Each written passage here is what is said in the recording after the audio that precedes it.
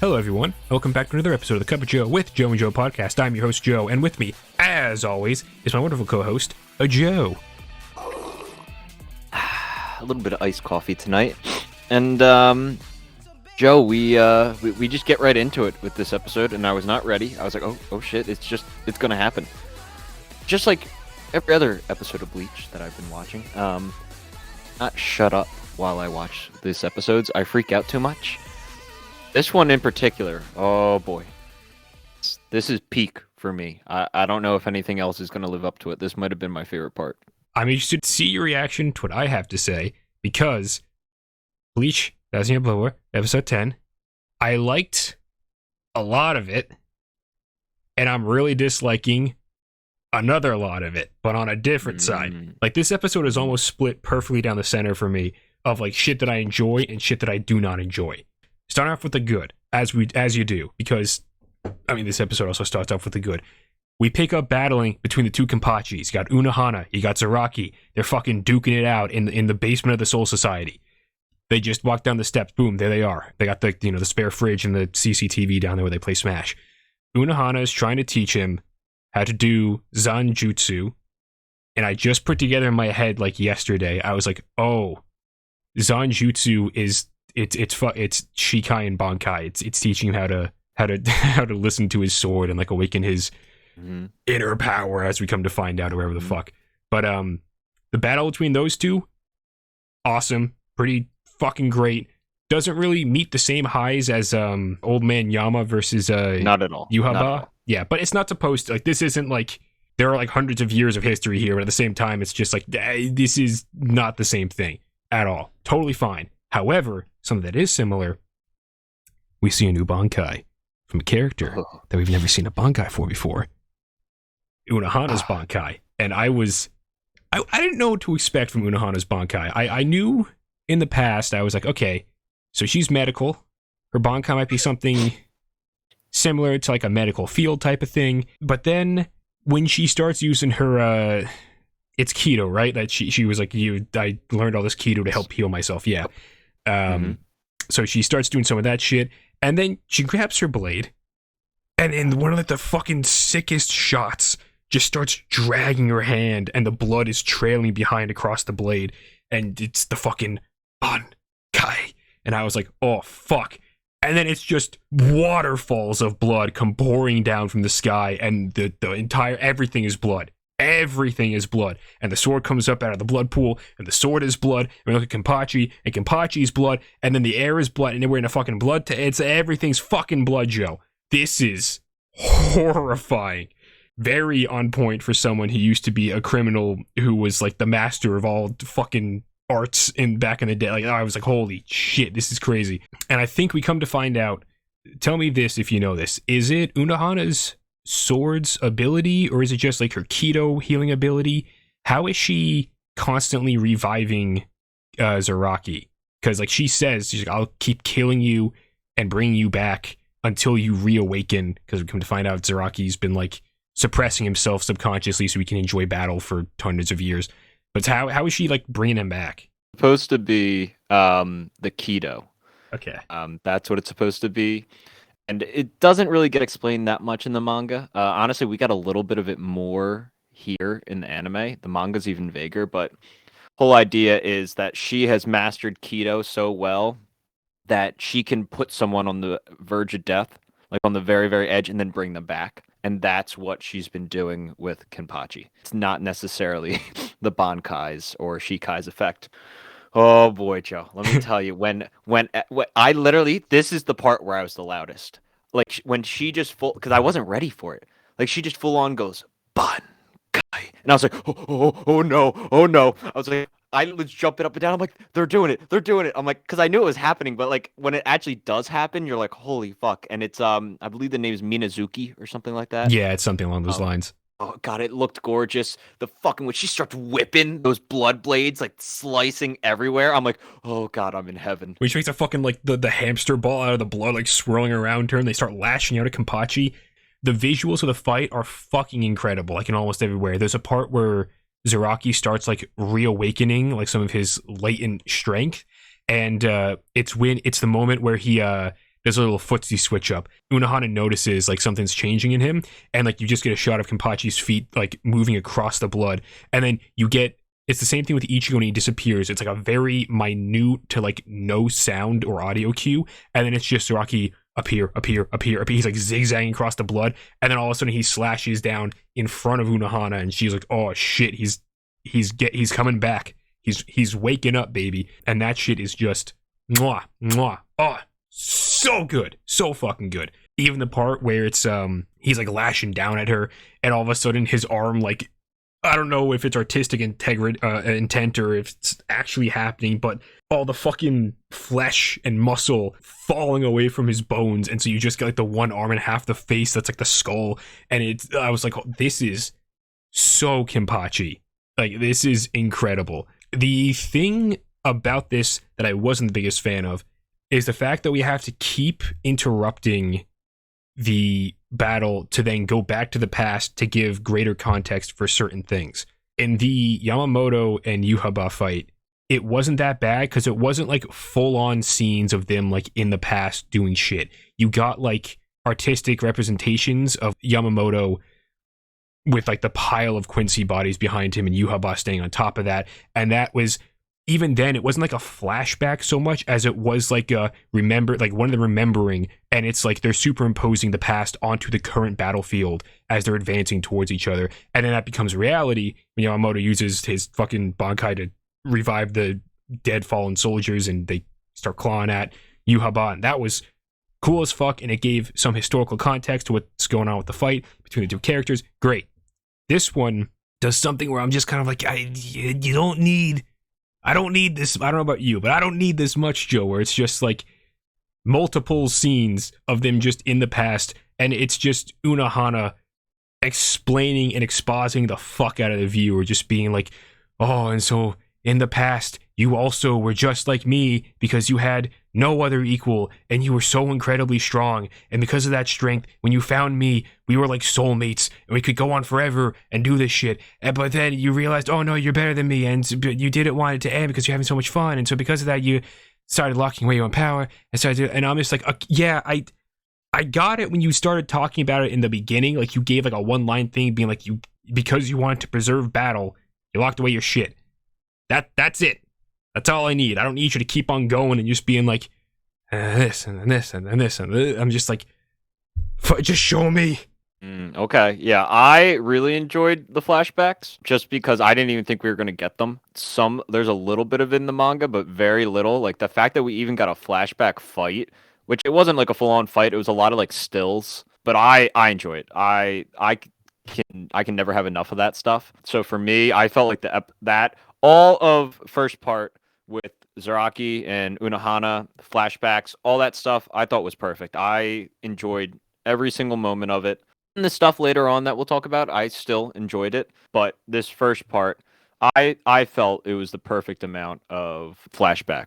I know what you're saying, comparing it to the Yamamoto fight, but I don't know. Maybe it's just me being biased to Unohana and being like, give me as much as I can, because I know how the fight goes and what happens afterwards. So it's like, just give me as much Unohana as I can for the moment, please. Right. Which then brings us to the inevitable conclusion of the fight, where Unohana dies by Kenpachi's hand, and she has this kind of poetic thing talking about how to die fulfilling one's purpose is to, I don't remember, but she's very proud and at peace with having fulfilled her purpose, reawakening Kenpachi's power and being like, all right, I've done my part. Now go be a badass and murder a bunch of weird Nazi blue boys. And I wasn't expecting, I was like, wait, is this it? Like, again, don't tell me. But I'm like, is this it for Unohana? Like, we get introduced to her pretty much at this point, and it's like, here's her backstory, here's her Bankai, here's how fucking cool she is, and she's gone. And I'm just like, oh, fuck me. All right. That's the theme of the 1,000-Year Blood War. It really is. And, like, I do kind of like that, because it gives us stakes. There's weight to the characters and what happens. Yes, exactly. That's why I'm in a similar vein. I don't like how Byakuya didn't die at the hands of weird spiky face mask boy, because you can't kill them all. Can't kill No, them all. but that was such a good, like, his dying words were, "Please save the Soul Society, Ichigo." Like, how dramatic would the fucking weight that would put on Ichigo's shoulders? God, the dramatic potential. Anyway, not talking about that right now. Still talking about this episode. The first half of this episode, dealing with the Kenpachi situation, fucking great. Stellar shit. Flashbacks, they could have dumped a little less expositing, a little more, like, visual storytelling, I guess. Because, again, it's not that I don't like what they're doing with them. I just would have preferred it to not be so word vomity. Like, Unohana didn't stop talking the entire time we were in the flashbacks, and I was just like, you can imply some of this. You don't gotta just keep telling me what the fuck's going on. But I digress. The fight ends. All of a sudden, Zaraki hears a little voice coming from the darkness, and he's like, who the fuck are you? And the person's just like, or the voice is just like, I've been with you for all this fucking time. Yeah, blah, blah, blah, blah. And I'm just like, motherfucker, we made it. And so obviously, and it fucking cuts right before it's like, hello, Kenpachi Zaraki. My name is, then we don't get to fucking hear the name of the Zanpakuto. And I'm just like, and I look over to my bookshelf because I've got the fucking replica of the sword up there. That's like the first fucking Bleach thing I ever bought. And I'm just like, what is your name? I will know your name. Man, I'm so happy that they did this. It was really cool, kind of, Kenpachi, the fact that he's a captain and he just doesn't know his sword's name. He's just that powerful. Mm-hmm. But I think you have so much room to explore with giving him a Shikai, possible Bankai. I mean, he's going to learn the name now, so that's kind of the first stepping stone to, acquiring a Bankai, which you never know. You never know, Joe. I am very excited to see where this goes. But for another time. Now, we kind of whisk ourselves up into the fucking Soul Palace, and we see what's going on with Renji, we got Ichigo, and we got Kon. I guess is just going to be traveling around with the rest of them. He's a little fucking sex maniac still. Like, that's what it is. He's just a little perverted little fuck. Which, good for him, but get him the fuck out of here. It's, again, still little. It was fine. It was in the proper amount of Kon. But we get to meet Namaya, man. The Blade God. Yeah, Joe, how do you feel about him? Okay, here we go. So, his name is Namaya, you said? Yes. Okay, good, because I just have him as, Blade God. Okay, so we got Hot Spring Demon Boy, we got Big Spoon Girl, and now we got Blade God. This segment, I'm getting a little tired of the whiplash between the more darker, character-driven scenes that we get in, like, the first half of this shit that has, like, a lot more weight behind it, and then we immediately flop into the fucking, I'm doing wacky poses, I'm throwing up peace signs, I'm going, oh yeah, and there's a bunch of bodacious babes on toes and Kon being a fucking pervert. It irks me. I'm just like, I want to be invested in this thing, and this pulls me so fucking, it's like the fucking, you're on stage and the little hook comes out from stage left, grabs you and fucking yanks you, and your hat is just left spinning on the stage before comically falling down to the ground. I'm like, I'm not done though. I want to be in that world some more. And it just pisses me off when we ever get to shit like this. Especially because some of the stuff that we find out in this is so cool. Or not cool, but like it has interesting implications. Where it's like, okay, so Blade God appears. He's like, hey, say hello to all this cool shit. And then everyone's, Ichigo and Renji are like, this is the fucking trap. And Kon is like, I'm gonna do a sex. And they're like, nope, everyone actually need to go to this shack. And they're like, okay, into the shack we go. Oh no, it's a big hole. Fall into the big hole. And he's like, all right, you have to fight all of these Asuchi, which are like the fucking pre-larva form of Zanpakutos. I guess all the Soul Reapers get one, and then like as you fight with it when you're training, it imprints your soul upon it, and that's how you get your Zanpakuto. Bada bing, bada boom, baby. Ichigo has never had one because he just acquired his Zanpakuto when he, got the powers from Rukia. And so as we come to find out, after spending 72 hours fighting with these things, Blade God is just like, all right, Renji, I will help you. I'll fix your shit. Ichigo, I can't. You are not a Soul Reaper, and since you don't have a Zanpakuto, you have no business being in the Soul Society anymore. And Ichigo's like, what the fuck? What the fuck, dude? Hey, come on. Hey, mate, come on. Hey, Blade God, but dude, come on.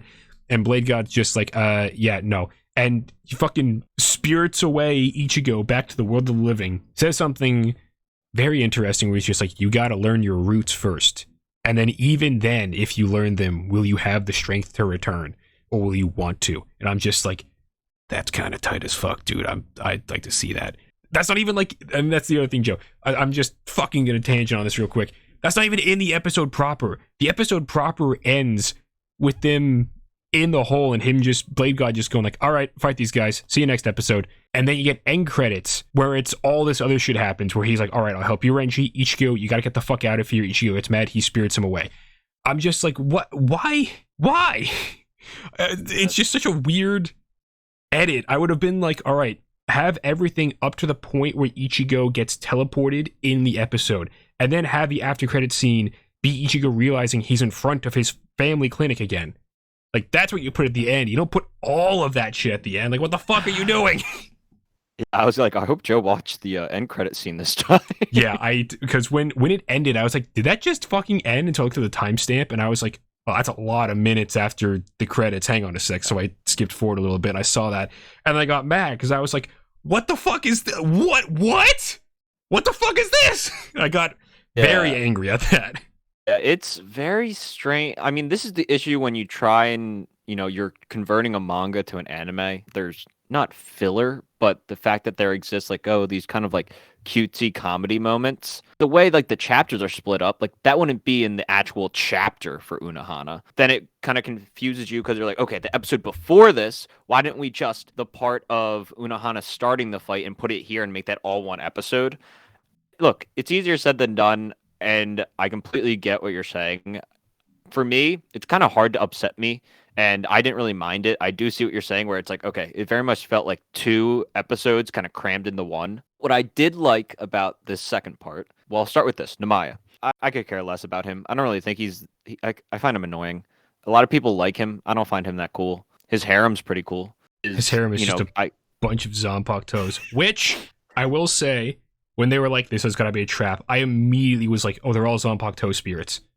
And then when he was like, they are, and I was like, I knew it. I fucking called the baby. But carry on.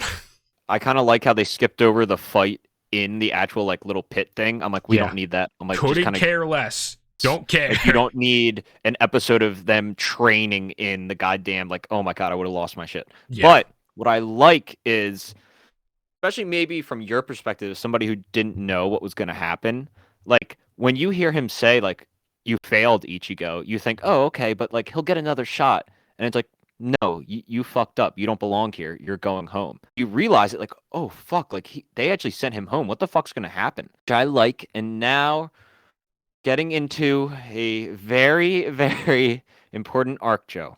This arc, or this mini arc, is the Everything But the Rain arc. Is a very, very well-known arc in the 1,000-Year Blood War arc. I don't think I'm ready.